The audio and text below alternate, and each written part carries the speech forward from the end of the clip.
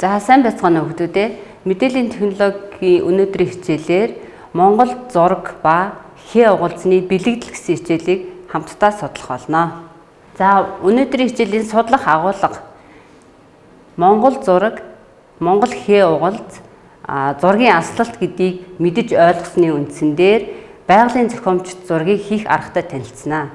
За зохиомжт зургийг хийхдээ дараах зүйлсүүдийг ашиглана. Давхраг, өнгөний дугуй, өнгө тодорхойлогч, будаг асгагч, морин шугам гэсэн зүйлсүүдийг хэрэглэж зурнаа. За хүмүүдээ юмс үзэгдэл бидний холдох тусмаа ингээд жижигэрсээр бүр харагдхаа болоод цэг болж хуурдаг. За энэ орон зайн дүрслийг зураг дээр илэрхийлэхийг зургийн аслалт гэдэг. За одоо энд дөрвөн хүнийг зургийн аслалтаар байрлуулсан байна. За энэ хүн чухам хаана байрлах ёстой вэ?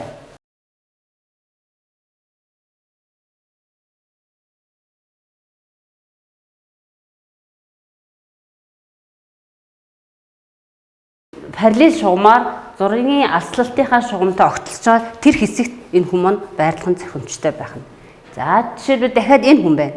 За энэ хүн хаана байвал зохимжтой вэ? Та нар юу гэж бодож байна вэ? За шараар би параллел шугам зурж өгсөн байна.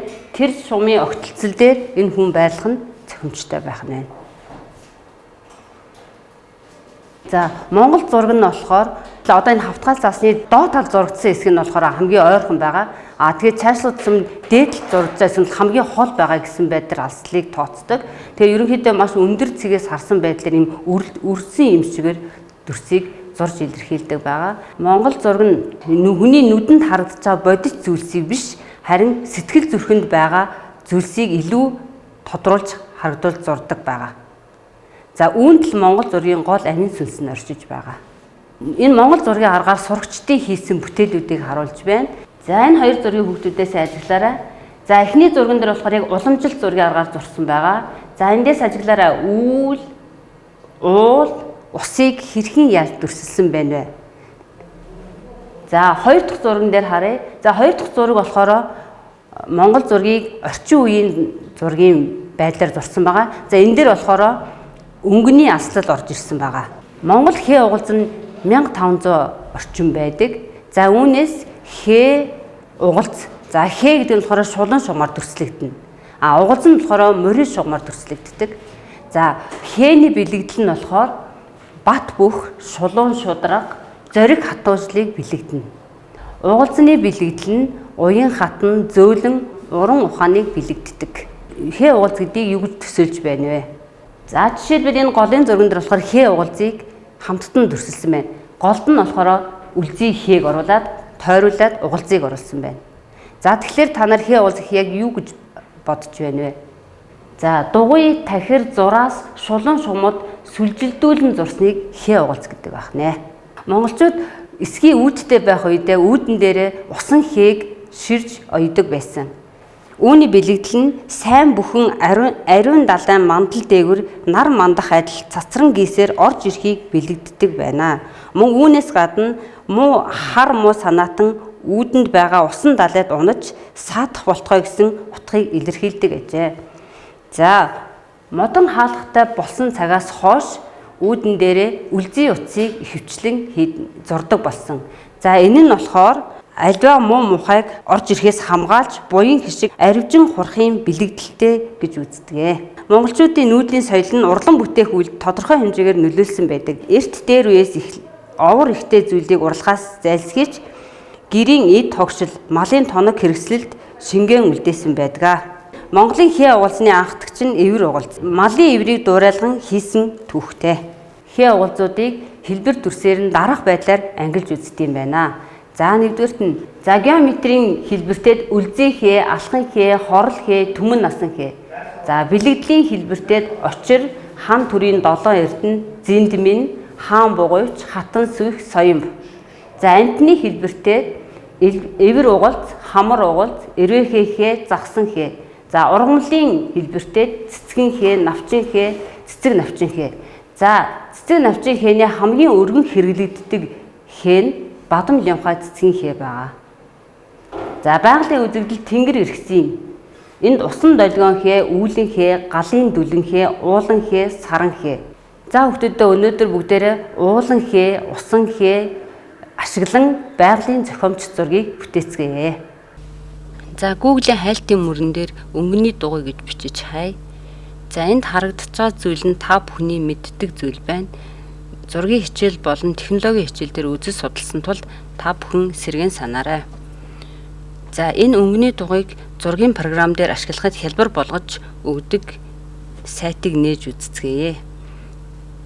За энэ сайтанд харагдаж байгаа өнгөний дугуй бол өнгөний зохицлыг сонгох ажлыг биднэрт хэлбэрчилж өгнө. 2 гэсэн дугаараа арталт байгаа 6 сонголт байна. Энэ 6 сонголт нь хідэн өнгийг яаж сонгох уу, аль өнгүүдийг сонгох уу гэдгийг зорилгоос хамаарат энэ 6 сонголт аль нэгийг сонгож авна.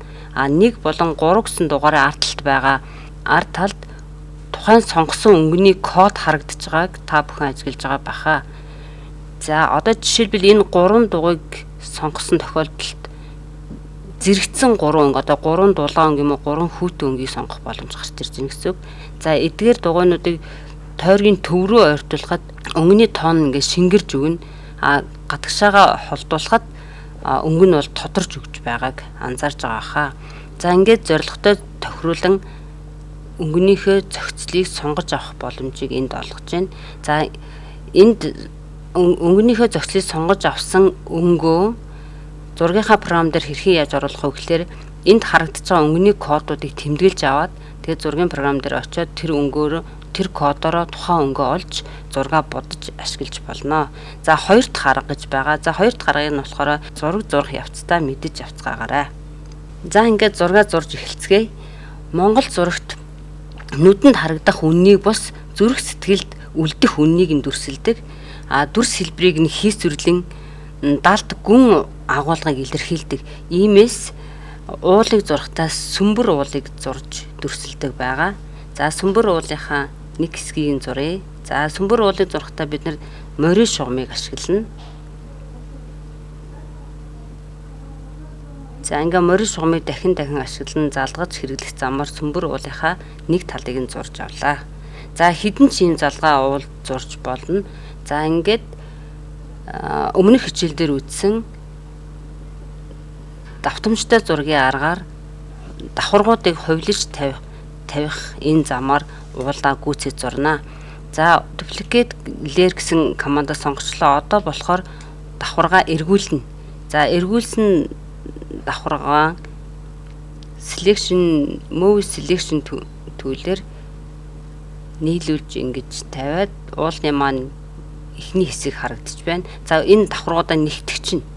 За нэгтгсэн давхаргаа дахиад хуулъя. Дахиад duplicate layer гэсэн командаа сонгоод за тэгээд selection tool move selection командаараа уулаа давхаргаа ингээд зөөгөөд зөх газар нь байрлуул тавья. За гих мэтлэнгээр хідэн ч давхар ингээд зурж болно. За 3 дахь хэсгийг нь болохоор дахиад шинэ лэр нээж байгаад түүн дээрээ зуръя. За яагаад ингэж шинэ лэр нээж зурж байгаа бэ гэхээр ерөнхийдөө Монгол зурагт уулыг нөгөө өндөр хэсгийг нь болохоор ийм хурц шох хэлбэрээр зурж өгдөг. Арай намхан ингээд ойрхон уулыг болохоор ийм шүх биш хэлбэрээр төрсөлж өгдөг байгаа. Тэгэхээр тэр уламжлалыг дагаад энэ хамгийн наадлын уулынхаа наадлын хэсгийг нь шүх биш байдлаар зурх гад ингээд 3 дахь давхаргаа нээгээд дээр нь төрслөн зурж байна.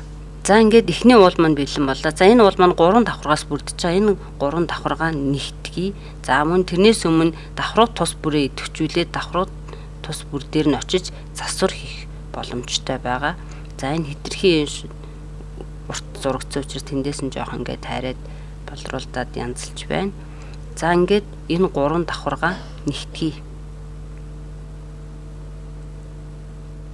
Давхарга нэгтгэх командаа сонгоно. За дахиад давхарга нэгтгэх командаа сонгоно. За ингээд 3 давхарга маань нэгдээд нэг давхарга болоо хувирчлаа. Энэ уулуудаа дахиад хувилаа тавь. Мөн давтамжтай зургийн аргаараа энэ уулаа хэдэн ч хувилж тавих боломжтой. За давхарга хувилах команд duplicate layer командаа сонголоо. За 3 уул бэлэн боллоо. За уул тус бүрдээ тохирсон, давхраг тус бүрдээ тохирсон нэрүүдээ сонгож өгнө. За эхний давхрагынхаа нэрийг солилоо. За гэх мэтлээ 2 3 дахь давхрагынхаа нэрийг соличихно. За одоо ингээд будаж эхлэе. За будахын тулд эхнийхээ хэсгийг будлаа. За 2 дахь хэсгийн будсныхаа дараа тойрог өнгөний тойрог дээр очиод дугуй цэгийг төврүүд нь чиглэлтэд чирэхэд өнгөн маань шингэрч бүдгэрч өгнө. За ингээ уул бэлэн болчлоо. За одоо бүгдээрээ усыг хэрхэн зурх талаар нэг аргыг санал болгоё. За усыг зурхын тулд эхлээд нэг давхраг дээр тойрог зураад өнгөөр будаад тэрийг давтамжтай зургийн аргаараа хувилж тавиад за тэр хувилж тавьсныгаа нэгтгээд дахиад тэр давхрагуудаа дахин хувилгасамаар за ийм 4 давхрагтай боллоо. Энэ 4 давхрагаа буцаагаад зөөж эвлүүлэх байдлаар усыг дүрсэлж болно. За энэ бол усыг дүрслэх нэг арга юм аа. За ингээ өмнөх хичээлдэр үтсэн зургийн зохиомж хийх гэсэн мэдлэг дээрээ үндэслээд саяхан зургийн хэсэг объектуудын тус тусдан зураад хадгалсан байгаа. Түүнийгээ нэгтгэж зургийн зохиомж хийх замаар зураг бэлэн болгоё. За ингээд эхний зураг оруулаа. 2 дахь зураг болохоор зурган дээр оруулж ирээд давхардж байгаа хэсгийг тайрангуут зургийн маань зохиомж гарч ирэх жишээтэй. За иймэрхүү байдлаар зурж болно. За үлдсэн 2 уулыг нь бол та бүхний зураг будаарай гэж үлдээж байна. Яг адилхан арга замаар бодогдох учраас. За дараагийн нэг аргыг санал болгоё. За дараагийн арга маань болохоор нэг ажлын хуудсан дээр эхнээс нь дуустал нь зураг зурж болно. За ингийн тулд за нэг сөмбөр уул зурлаа. Энэ уулаа нэг леер дээр зурцсан байгаа учраас энэ дээр засвар хийхэд бол маш хялбархан боломжтой байдаг. За мөн хэмжээг нь өөрчлөх энэ бүхэн бол хялбархан хийгднэ. Уулнуудаа зураад хувилж тавьсныхаа дараа бид нар бодож исэн бол одоо энэ арга дээр эхлээд нэг уулаа зураад өнгийн тааруулж, алслын тааруулж, өнгөө тааруулж будсныхаа дараа хувилах командыг ашиглая. За ингээд уулнуудаа хувлаад тавиад эхний 2 дахь уулаа хөх өнгөөр будаад 3 дахь уулаа цэнхэр өнгөөр бодъё. За ингээд цэнхэр өнгөөр бодох болохоор бидэнд нэг бэрхшээл гарч ирж байна. Энэ бэрхшээл нь юу гэхээр уулны маань доотлын 2 хэсэг маань хоёулаа нэг өнгөөр будагдаад байна. Үүнийг яаж энэ бэрхшээлээс яаж гарах вэ гэхээр түрүү хичээл дээр бид нар үтсэн match wand гэсэн команд байгаа. Энэ командаар хэсэг тус бүр дээр нэг төвчүүлээд уулаа бодоход бол ямар ч асуудалгүй бодогднаа. За ингээд уул маань бэлэн боллоо. За энэ уулан дээр одоо үргэлжлүүлээд бусад элементүүдээ шууд дээр нь хийгээд зураад явъя. За түрүү ус зурах нэг боломжийг та нар санд болгосон. За тэгвэл бас нэг ийм боломж байж болж байна. Усныхаа хэлбэртэй дүрсээ өөр програм дээр зураг болгон хадгалчаад түүнийгээ зураг нэгтгэх командаар оруулж ирээд за тэр дүрсээ өнгөнийхөө дагнаасыг тавьж будаад за энэ тойрогын төв рүү татхад бол зургийн өнгөн бүдгэрж ирж байгаа. За ингээд энэ эвлүүлж авсан зургаа бол давтамжтай зургийн аргаараа дахин хувилж тавих замаар усыг дүрслэн зурж болно. За ингээд хэрвээ ус зурах хэсэг маань нэлээд томхон талбар байх юм бол нэг игнээ зураад тэрийгэ дахин хооронд нь нэгтгэж байгаад түүнийгээ дахин хувилаад зөөх замаар хийж болно. За жишээлбэл багш нь энэ хүртэл усыг зурлаа. За одоо энэ ус зурсан давхаргуудаа бүгдийг нь нэгтгэх команд өгье. За давхаргуудаа нэгтгэх команд олон ус зурсан учраас тус бүрдэнд бүгдийг ингээд давхаргаа нэгтгээд явна.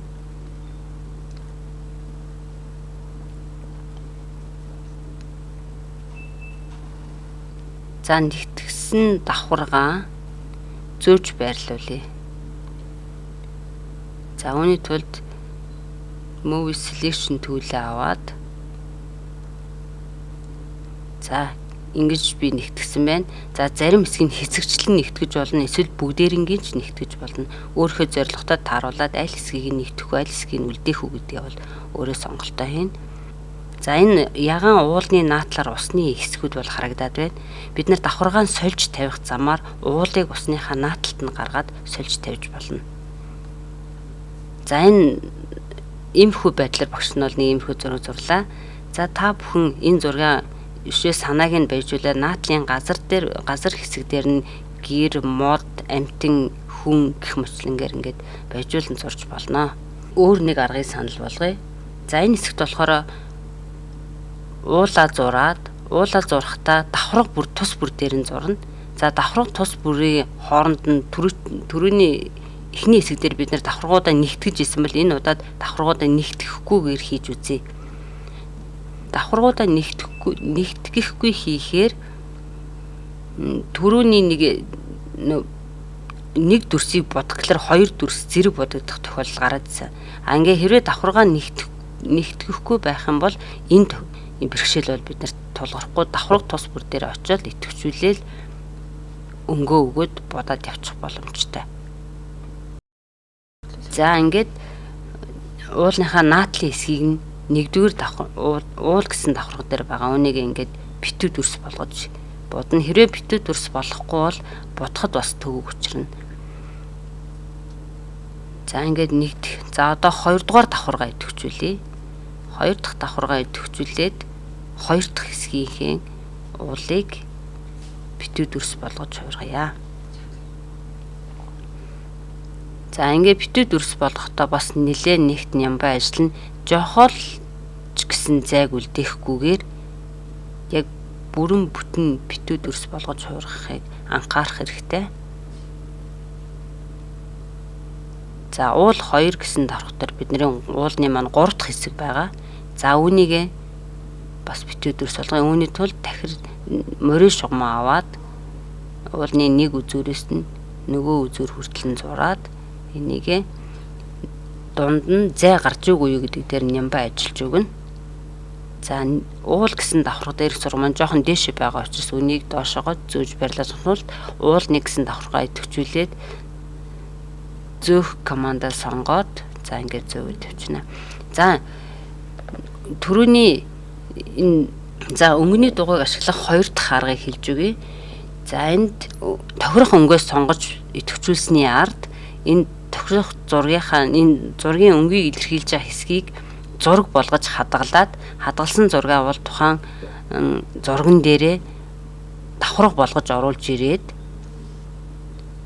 за тэгээд тухайн өнгөнөөсөө соруул гэсэн төлийг ашиглаад соруулаад тухайн давхраг дээр очиод тухайн өнгөөр бодож ашиглана.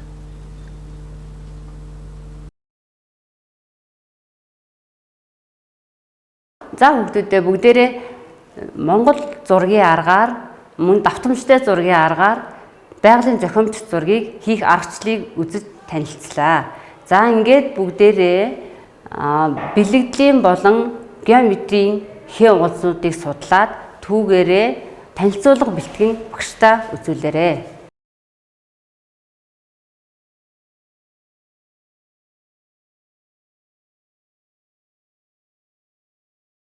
Магне юу гэсэн үг вэ? Тэнийх юу гэсэн үг вэ? За тэгвэл магне тэнийх гэдэг нь ямар утгыг илэрхийлж байна вэ? За өнөөдрийн хичээлийг хамтран судалсан сурагчдаа баярлалаа.